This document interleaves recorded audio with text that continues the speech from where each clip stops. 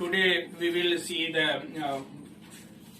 repairing, cleaning and management of fish pond. मतलब मत्स्य तालाब की मरम्मत, सफाई और उसका प्रबंधन। हमारे पास दो किस्म के तालाब हैं। एक तो हमारा तालाब पुराना है, जो गांव में था, पुराना भट्ठे का या मिट्टी के निकल गया या उसका ग्राम समाज का, उसकी मरम्मत, और दूसरा नया तालाब है। इस तरह से इन दोनों तालाबों की हम कैसे मरम्मत करें। पुराने तालाब की एक तो बांध की मरम्मत, बांध पुराने तालाब में है, मिट्टी पानी गिरने से या जानवरों के चलने से या हवा चलने से उसके बाद मिट्टी कट गई है, तो उसके बांध की मरम्मत करना है। और फिर तालाब की तली, उसमें मिट्टी में पानी मिट्टी पट गई है, तालाब की सफाई कैसे की जाए। और फिर नया तालाब ही बनाना है या पुराने तालाब में उसमें कुछ पत्ती जली पौधे जैसे जलकुंभी, पिस्टिया, चवार वगैरह, हाइड्रोला, इसमें भी अभी बताते हैं कि कितने प्रकार के होते हैं, सब कैसे उसका किया जाए। तो इनका उन्मूलन, और एक हिंसक मछलियां जो मछली के बच्चे को खा जाती हैं, मांसाहारी होती हैं, सिंघी वगैरह, तो इनका भी हम उनको कैसे निकालें। और पांचवी चीज है हानिकारक जलीय कीट, जो पानी में कीड़े मकोड़े रहते हैं, जो हमारी मछलियों को नुकसान पहुंचा सकते हैं, इनका हम कैसे निवारण करें। तो इसके बारे में हम लोग एक एक करके इनके बारे में हम करें कि कैसे बांधों का हम मरम्मत कर सकते हैं, कैसे तालाब की तली की मरम्मत कर सकते हैं, फिर कैसे इसके पौधों का। पहले हम लोग अब इसमें हम पुराने तालाब में जानवरों के चलने से या हवा से या पानी से जो मेड़ होती है, मेड़ का ऊपरी हिस्सा ये कट जाता है, कट कर करके ये तालाब में आ जाता है, तालाब में आकर के पड़ जाता है। इसमें चूहे वगैरह भी छेद कर सकते हैं। तो इस तरह से इसमें हम मिट्टी डाला, तालाब की मिट्टी निकाल करके या और किसी तरह से कहीं से मिट्टी लेकर के इस तालाब को, मेड़ को मजबूत कर देते हैं, ताकि इसमें कोई छिद्र वगैरह न रह जाए और मेड़ से, ताकि पानी रिस न सके और पानी बाहर का पानी अंदर न जा सके, और ऊंचाई, तालाब के मेड़ की ऊंचाई भी सही तरीके से रह सके। इस तरह से हमें सबसे पहले पुराने तालाब की मेड़ की मरम्मत करनी चाहिए। मरम्मत से हमारा तालाब देखने में भी अच्छा लगेगा, और इस पर और जो भी हमें करना है, इंटीग्रेटेड फार्मिंग में सब्जी उगाना है या मुर्गी पालना है या डेयरी करना है या बतख पालना है, इसका भी हम उस पर दरबा बना सकते हैं। इसलिए बांधों की मरम्मत बहुत ही जरूरी है। इस तरह से हम बिना, ताकि हमारा तालाब अधिक उत्पादन दे सके। दूसरा है तालाब के तली की सफाई। दूसरा जो हम लोगों ने देखा, तालाब की तली की सफाई, bottom cleaning of ponds bottom, या तालाब की उसकी सफाई।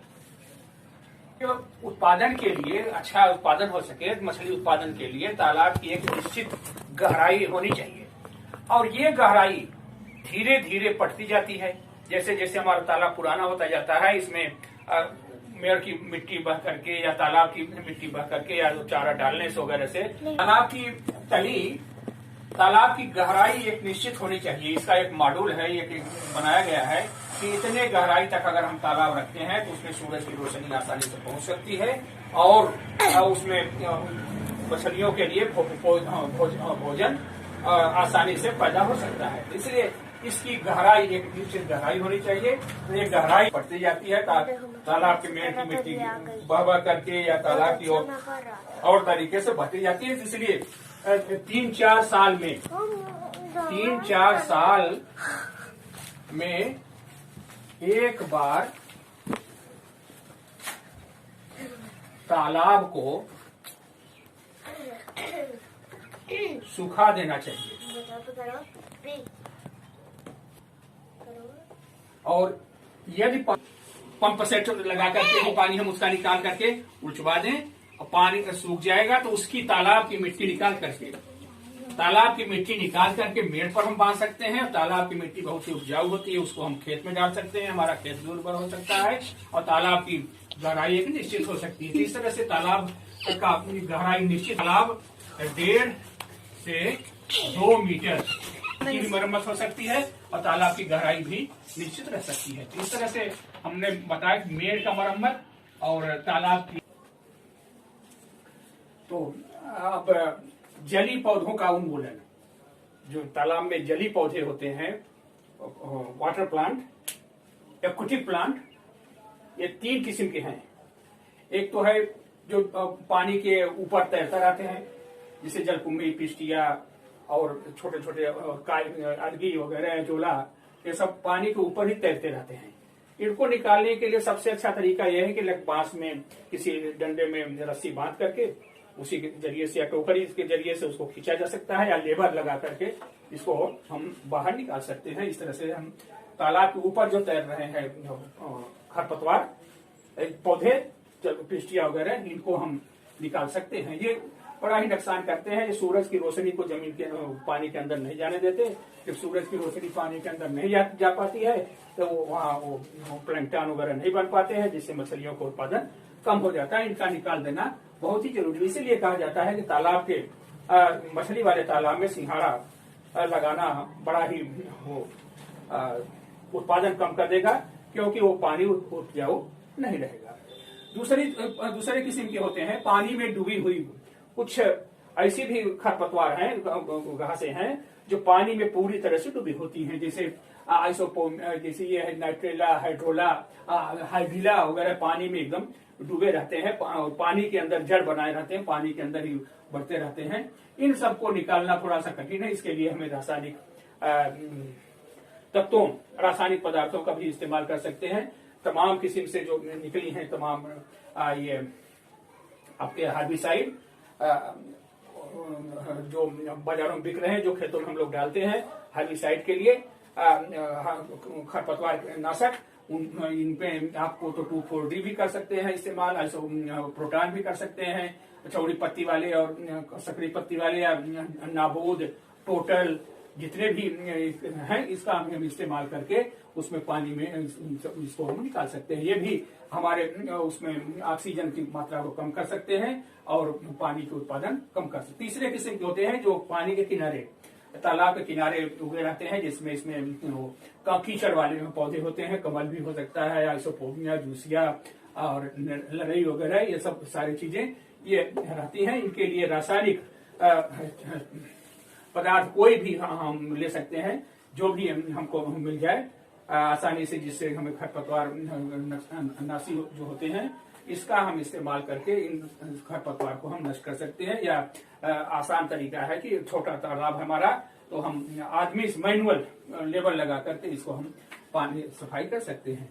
एक नीला थोथा आता है आपका, जिसको तूतिया कहते हैं। अगर कम खरपतवार है तो उसको 800 ग्राम की पोटली बनाकर, छोटी छोटी थैली बना करके, इनको 4-5 दिन तक तालाब में अगर हम लटकाए रखते हैं तो इससे भी हमारा ये खरपतवार नष्ट हो जाता है। अगर ज्यादा बड़े बड़े हैं तो उसमें ये 800 ग्राम की जगह पर 1 किलो 1.5 किलोग्राम प्रति हेक्टेयर के लिए 5-6 दिन तक हम इसे लटकाए रखते हैं, जिससे खरपतवार नष्ट हो जाता है। तो इस तरह से हमने बताया आप लोगों को मेड़ का प्रबंधन, मेड़ की मरम्मत, और दूसरा तालाब की तली, उसकी पेंदी की सफाई, और तीसरा हमने बताया जली पौधों का उन्मूलन। अब फिर हिंसक और अनावश्यक मछलियों का नियंत्रण। मांस भक्षी मछलियां या हिंसक मछलियां या ऐसी मछलियां जिनको हमें ज़रूरत नहीं है, तालाब में जो हम भोजन डालते हैं उनका भी उपयोग कर लेती हैं, खा जाती हैं, और मछलियों को भी हमारे नुकसान पहुंचती हैं। इस तरह हमारे मछली का उत्पादन कम हो जाता है। तो इन मछलियों को निकालना बहुत ही ज़रूरी है,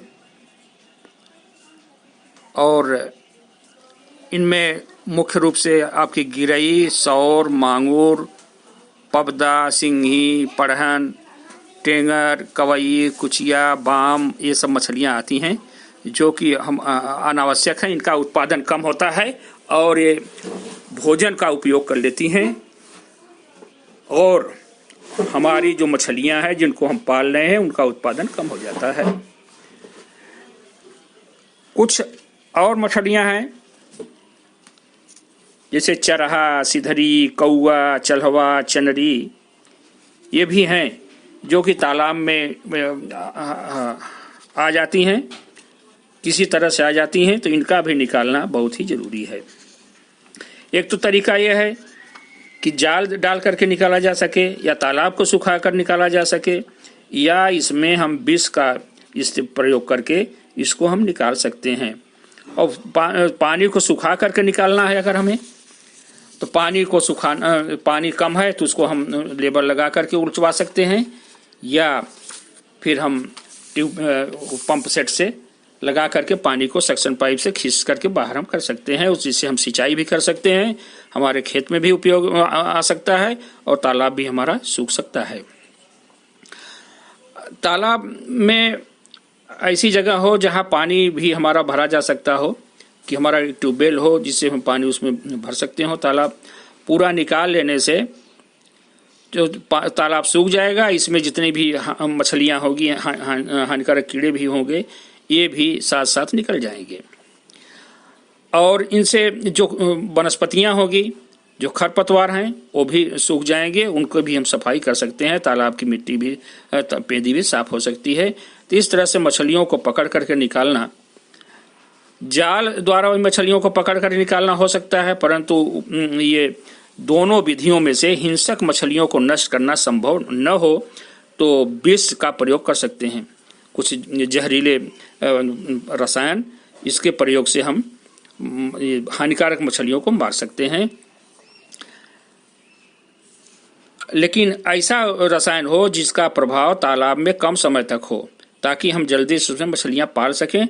नहीं तो उसका प्रभाव अगर ज़्यादा होता है तो उसमें मछली ज़्यादा होती है, उसमें मछलियां मरने की संभावना ज़्यादा हो जाती है।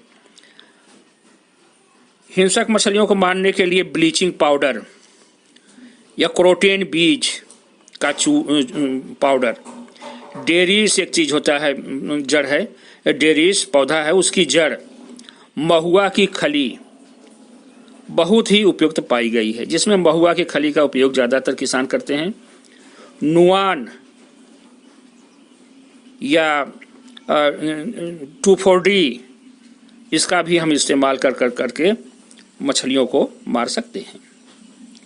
या इसका हम छिड़काव कर सकते हैं, इमिडाक्लोरोपिड का भी छिड़काव कर सकते हैं। ब्लीचिंग पाउडर ये एक ऐसा जहर है जिसको कि 1 मीटर गहरे तालाब में 200 किलोग्राम की दर से अगर घोल बना करके डाला जाए तो मछलियां तुरंत मर जाती हैं ब्लीचिंग पाउडर से। इनमें 6-8 घंटे तक जाल द्वारा छान कर निकाल दिया जाता है। जब मछलियां मर जाएंगे तो ऊपर तैरने लगेंगे, उसको जाल से छान करके निकाल सकते हैं और इनको खाने के लिए भी हम इस्तेमाल कर सकते हैं। ब्लीचिंग पाउडर के प्रयोग से 24 घंटा के पहले 5 मिलीग्राम 1 लीटर अमोनिया की दर से तालाब में डालने पर मछलियां आधा घंटा के अंदर ही मरना प्रारंभ हो जाती हैं। अगर हम इसमें अमोनिया डाल दें, 5 मिलीग्राम 1 लीटर पानी में मिला करके अमोनिया डाल दें और फिर ब्लीचिंग पाउडर डालें 24 घंटा बाद, तो मछलियां आधे घंटे में मरना शुरू कर देती हैं। और इनका विषैलापन बहुत ज़्यादा नहीं, 1 हफ्ता तक बना रहता है। क्रोटेन के बीज का पाउडर, ये एक वनस्पति होती है, एक पौधा होता है जिसका बीज लेकर के उसका पाउडर बनाया जाता है। 30 से 50 किलोग्राम 1 हेक्टेयर पानी तालाब में पर्याप्त होता है। इसका प्रभाव पानी में 5 दिनों के भीतर ही समाप्त हो जाता है। इसमें मारी हुई मछलियां खाने योग्य होती हैं। कुछ वनस्पतियां होती हैं, पौधे, जिनकी जड़ों का पाउडर बना करके हम कर सकते हैं। डेरिस एक होती है, डेरिस पौधा, इसकी जड़ से भी जड़ विषैला होता है। इसका 1 मीटर गहरे तालाब में 60 से 80 किलोग्राम प्रति हेक्टेयर की दर से पर्याप्त होती है। इसका सीधा प्रभाव मछलियों की श्वसन क्रिया पर होता है, जिसमें से मूर्छित हो जाती हैं। इस प्रकार मरी हुई मछलियां छान ली जाती हैं और खाने योग्य होती हैं। महुआ की खली, ये खली मछलियों के विष का कार्य करती है और सस्ती होती है। इसके द्वारा मरी हुई मछलियां खाने योग्य होती हैं और इनका सबसे बड़ा लाभ यह है कि यह खली तालाब में अत्यंत लाभकारी खाद की भूमिका निभाती है। 1 मीटर गहरे तालाब के लिए 20-25 कुंतल खली डालने से मछलियां मरकर तालाब के ऊपरी तल पर आ जाती हैं। इनको जाल द्वारा निकाल लिया जाता है और खली का विषैलापन 15-20 दिन तक रहता है। तालाब में मछली पालने योग्य हो जाता है 15-20 दिन बाद। और एक और होती हैं कीड़े। कुछ कीड़े ऐसे होते हैं भिनगा टाइप जो पानी पर तैरते रहते हैं, या और होते हैं जिनको कि वो पानी में ही रहते हैं और मछलियों को नुकसान करते हैं। इनको मछलियों के बच्चे को और कभी कभी और उसके मछलियों को भी नुकसान कर सकते हैं। इनमें एक होता है डाइविंग बीटल, कीड़ा है। लोकोफिलस इरिटस, जल का बिच्छू लोकोट्रैफस, रौनात्रा, जायंट वाटर बग, डिप्लानिकस, लिथोसेरस, बैक स्विमर, नोटोनेक्टा, एनिसाप्स, ये हैं। इनका लोकल नाम अलग अलग होता है, जो भी आपके भाषा में कहा जाता हो, आपके इलाके में जो भी इसका नाम किया जाता हो। ये सब पानी में तैरते रहते हैं, पानी में रहते हैं, मछलियों को नुकसान पहुंचाते रहते हैं। परंतु इसमें से बग, ड्रैगन फ्लाई और बड़े आकार के बीटल ही प्रमुख रूप से मछलियों को हानि पहुंचाते हैं। इनका मुख्यतः वर्षा काल में ही ज़्यादा प्रयोग होता है। वो आक्रमण, ये कीड़ों के इनको निकालने के लिए तो जल से निकाल सकते हैं, जाल से, या फिर डीजल भी डाल सकते हैं। तेल या साबुन का घोल मिलाकर के तारपीन के तेल का छिड़काव कर सकते हैं, जिससे कि इसका हम कुछ ऐसे भी हमारे कीड़े होते हैं जो कि लाभदायक होते हैं, इनको भी हम डाल करके इससे भी हम इसको मार सकते हैं। यदि बहुत बारीक छेद वाला जाल है तालाब में, दिन में एक बार चलाया जाए तो इन कीड़ों को भी कुछ सीमा तक नियंत्रित किया जा सकता है। इसके अतिरिक्त 50 लीटर डीजल और 17 किलोग्राम सस्ता साबुन का चूर्ण का मिश्रण जीरा वर्धन के, जब तक जिसमें जीरा डालें 2-3 दिन पहले एक तालाब में छिड़कने से कीड़ नियंत्रण हो सकता है। 50 litre diesel, 17 kilogram Nirma powder वगैरह जो सस्ता हो, मिला करके उसमें जिसमें हम जीरा डाल रहे हैं, जिसमें मछली के बच्चे डालना है, उसमें उसके 2-3 दिन पहले डाल देते हैं तो कीड़े सब निकल जाएंगे। डीजल के बदले किसी सस्ते तेल का भी हम इस्तेमाल कर सकते हैं। कपड़े धोने वाले साबुन के चूरे का 56 और 18 के अनुपात में मिला करके भी तैयार किया जा सकता है। कीड़ों के नियंत्रण में प्रभावी सिद्ध होता है ये सब। ये घोल जीरा संचयन के 1 दिन पूर्व तालाब में छिड़क दिया जाता है। जब जल की सतह पर आते ही कीड़े सांस लेते हैं तो उनकी श्वसन क्रिया में रुकावट पैदा होती है और 30-45 मिनट में ही मर जाते हैं। इसके अलावा 75 लीटर 1 हेक्टेयर की दर से तारपीन का तेल का छिड़काव अगर तालाब में किया जाए तो हानिकारक कीड़े 1 घंटे के अंदर ही नष्ट हो जाते हैं। तारपीन का तेल 75 लीटर 1 हेक्टेयर तालाब में, तो इस समय मछली का बीज उसमें डाल सकते हैं। जैविक नियंत्रण में लार्वा खाने वाली सिंधी, मांगूर, पतरा, ये मछलियां हैं जो मछलियों के अंगुलिकाओं के संचय के 2 माह बाद तालाब में डाला जा सकता है। इनको डाल करके सिंघी, मागूर, पतरा जो लार्वा खाती हैं डाल देते, कीड़ों को खा जाएंगी इनके लार्वा को, और हमारा तालाब इन कीड़ों से सुरक्षित हो जाएगा, उसमें मछलियां डाल सकते हैं। अब इसके बाद हम लोग पढ़ेंगे, अभी तो हम लोगों ने पढ़ा था मेड़ की मरम्मत, तली की सफाई, और पढ़ेंगे जैविक ये तालाब का प्रबंधन। 3 बात हमने बताई थी इसमें, रिपेयरिंग, मरम्मत, सफाई और प्रबंधन।